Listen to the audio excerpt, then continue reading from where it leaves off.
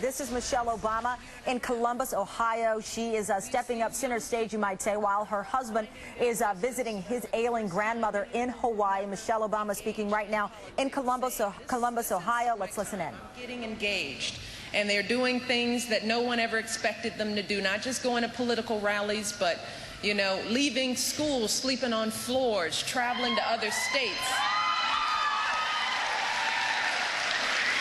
Showing this nation they are ready to be a part of this, to own the responsibility, and to work for it. We are so proud of our young people.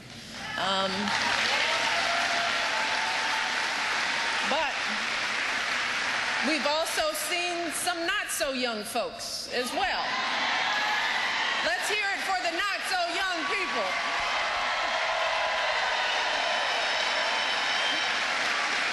So young people, you hear that?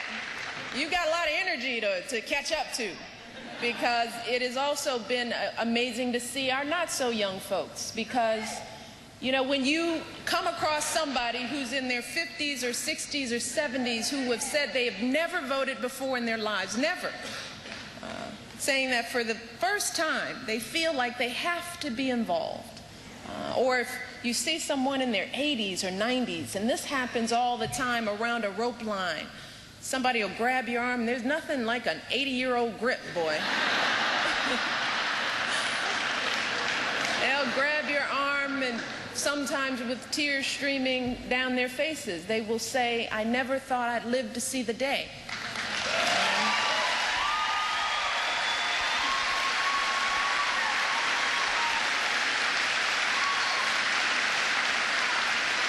That is some powerful stuff. And that's been our experience over this year, watching folks do things that they never thought they'd do. Coming to political rallies in the middle of the day to see some candidate's wife. Standing out in the cold, holding up signs, getting on a phone, calling a complete stranger, suffering the embarrassment of being hung up on, but still picking the phone up and calling back and trying to share with them why you're so passionate about this election.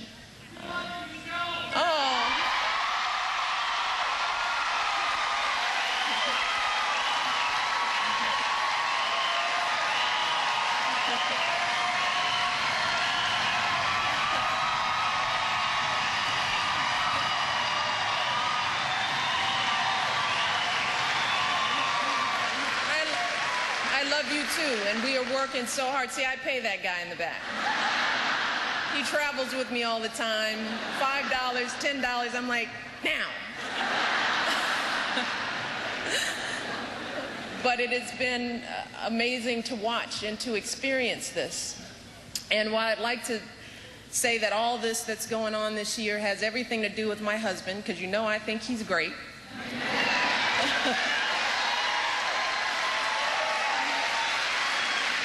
The truth is, and he will be the first to tell you this, and he said it when he first announced, he said this race is not about him, will never be. He said this race is about all of us, all of you, the millions of you who are going above and beyond, fighting, working hard, believing, and being a part of building what has become a movement for change.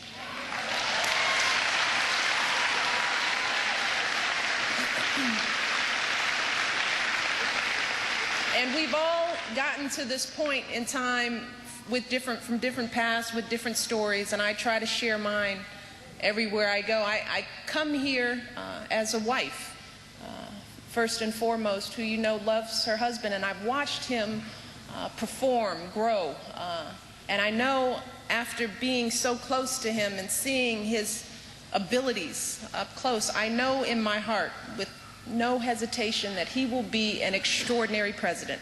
That I know.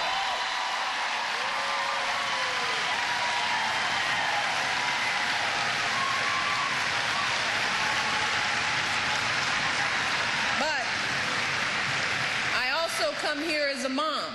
You know those little girls, those little people? They are the light of our lives. They are the reason why I breathe in and out. Like any parent, I am only as good as they are. I can't move to the next thing unless I know that they're happy, that they're whole, that they're in a good spot, and I know I'm not unique. We all feel that way about our children. So for me, and for so many of us, it is their future that is our stake in this election.